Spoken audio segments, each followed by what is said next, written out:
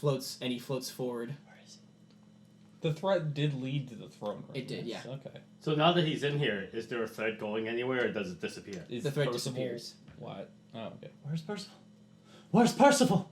And Azazex turns towards you and goes, I am Percival. No. he goes, Merek Farrar. And he floats up in the air a bit and goes, you entitled fool. Then he floats about and he goes, I learned everything from your cat, Merek. I pulled it out of his head. You've been living so long off of the benefits of others. Your parents, your sister, you couldn't stay strong without them. You couldn't do anything without them. And then when they left you, what did you do? You turned right towards the dark path. You didn't even think to question other options. But I turned around. I stopped. No, So you never didn't. again. Not soon enough.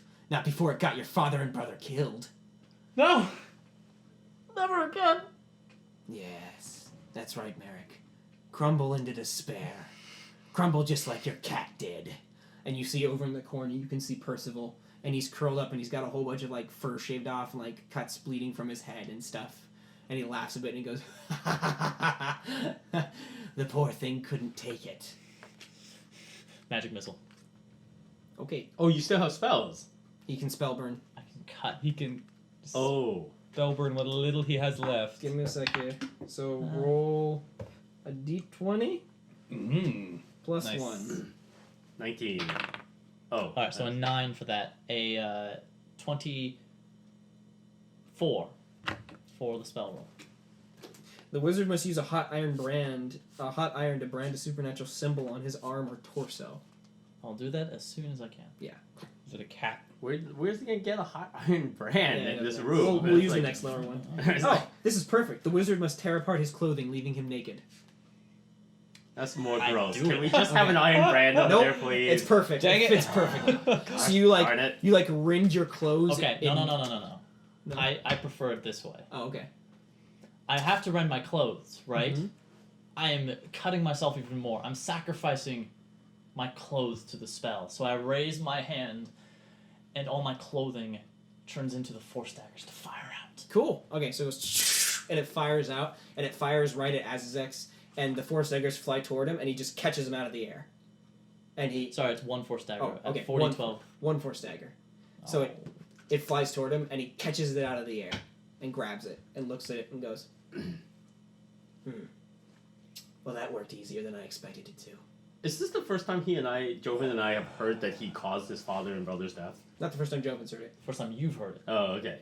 So, as Azazex catches the missile, the mist convulses over it and like dissolves it into himself, Hmm. and it goes like that, This and isn't looking good. and the mist like floods out of it, and he goes, "Now I can suffuse myself into this realm as well," and it goes, Ooh, does he become partially cloth?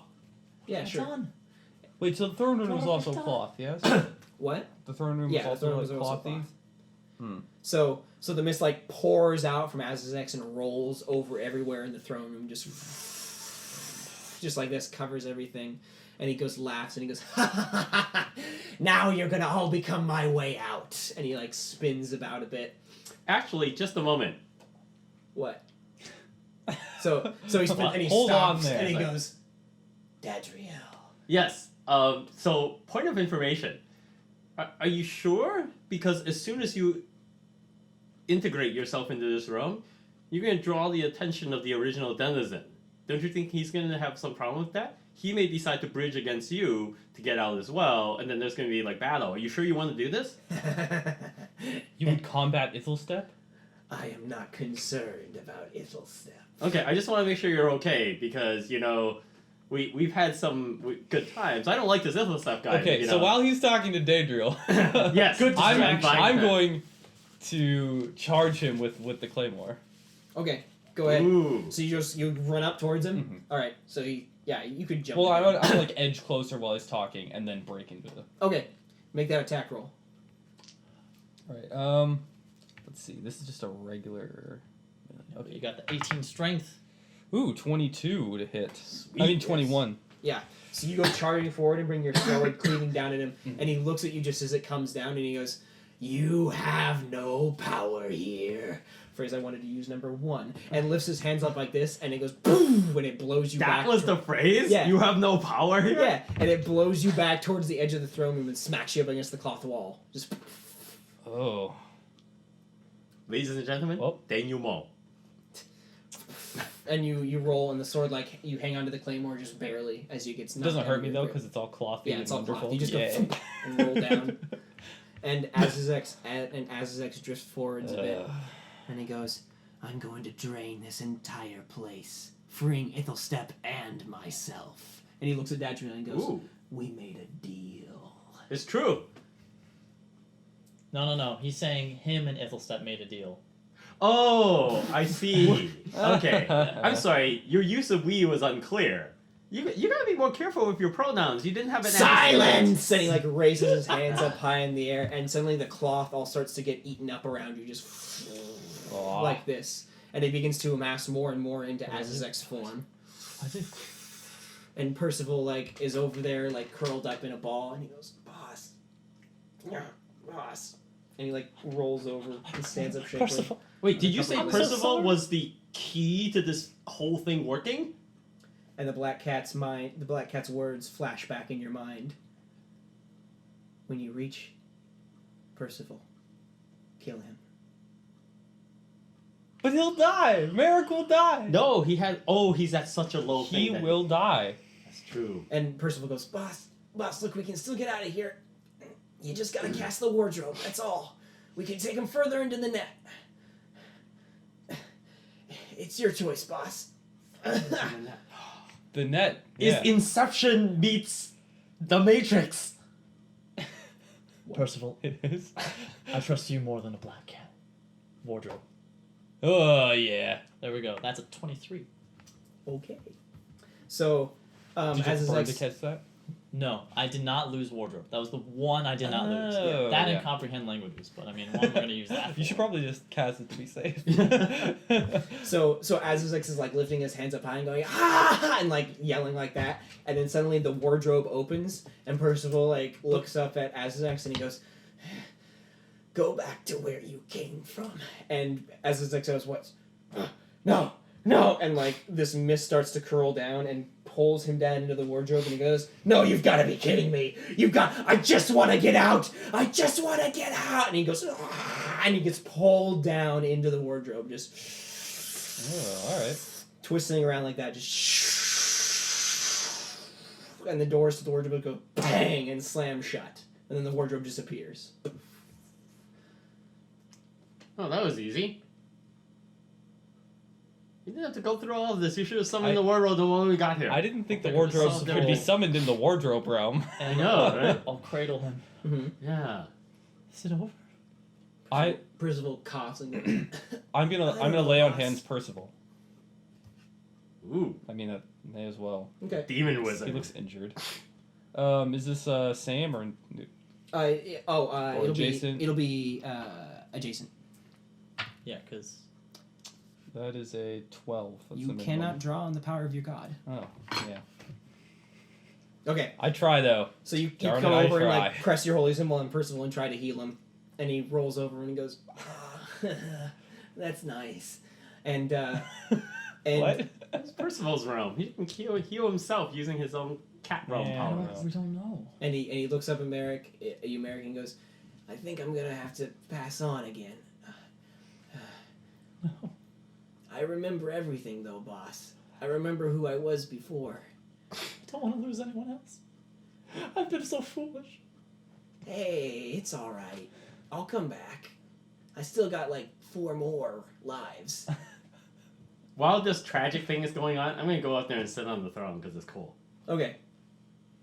So you sit on the cloth throne, and Percival goes, "It's all right, boss. We can," and then you get snapped back and you get one more vision. So, in this vision, you see Percival, the human form, holding on to Farrar the cat, and he like looks around on the wide cloth expanse, and he looks off into the distance, and he sees this hulking demon form. And he goes, all right. So theoretically, and he's like talking to Farrar as he's walking along holding him in front. Theoretically, mending is a spell which stitches together two objects or repairs things that were previously broken. However, when used in a very specific way, one could use mending to rend or tear apart. So, in this case, what if I reverse the spell and rip apart the dimension that Ithelstep's currently trapped in? Wouldn't that rip him apart as well? You think so? Wouldn't it, Farrar? And he, like, nuzzles his face a bit. And he goes, no, that's stupid. And Farrar, like, meows and goes, meow. And he goes, you're right. And he tucks the cat back under his arm and continues walking forward, thinking, goes, I guess, and, like, he looks up and Ithelstep, like, turns around on him and he goes, who's there? And he like turns around, and Percival starts walking towards him. I guess since this is my realm, I can just make a net. Yeah, a net. That would make sense, because then I could just. And he like drops his hands in great thought, and he goes, "All right, yeah, mending should work." And he like lifts his hands up like this, and then suddenly coming out of the ground come a whole bunch of different threads, just, and they shoot out of the ground. And Ithelstep goes, "You're a fool," and lifts his hand like this, and Percival's hand goes up on the other hand and drops Farrar, and he goes like this and goes, ah! And Mending like stops and dispels, and Percival looks at him and goes, ah! And Ithelstep says, "I don't," and Ithelstep goes, "You don't have any power here, you fool. I've completely taken control of you. You can't cast spells. You can't do anything." And Percival looks on in terror and goes, huh. And Ithelstep goes, "You're going to be my puppet forever." And Percival shakes a bit in his boots, and Ithelstep like conjures up this whip out of thin air and like brings it up high to whip Percival. And Percival grins and he goes, "Well, of course, that's only if I'm the one casting the spell." And he looks over at Farrar and he goes, "Isn't it great having a focal familiar?" And Farrar goes, "Meow," and casts a spell of mending, and all these threads shoot up over Ithelstep. And Ithelstep goes, "What? No! Nobody said anything about that!" And the threads like cross over Ithelstep, and he goes, "No! No!" And he like gets pulled down into the fabric of the ground. He like screams and yells out in pain, and he suddenly continues to get pulled down deeper and deeper into the threads. Whoa. Just like, and he like reaches his hands up frantically like this, clawing at the ground, and then he gets pulled down into it, and the threads like knit over, just and the threads like knit over and seal him up. And Percival like pants a bit and he goes, "I don't know how to destroy him yet." And he turns towards Farrar and he goes, "And I can't be sure that I won't let him out again." And he bites his lip and goes, "I guess there's only one way out of this." And he picks up Farrar, and he goes, and Farrar goes, "Meow," and he goes, "All right, I think we can do this." And he like lifts Farrar up and like grabs him on either side and pulls him apart into threads, and just like, "Meow," and pulls Farrar apart into threads. And then he looks down at himself, and he like looks at himself and like breathes in a bit, and then he stretches and he pulls himself into threads. And then he starts like grabbing his hands and starts taking the threads from Farrar and taking the threads from him and knitting them in between each other, and just and starts changing them around. And then it goes on for quite a while, and then after a bit both of them come back together into their form like that.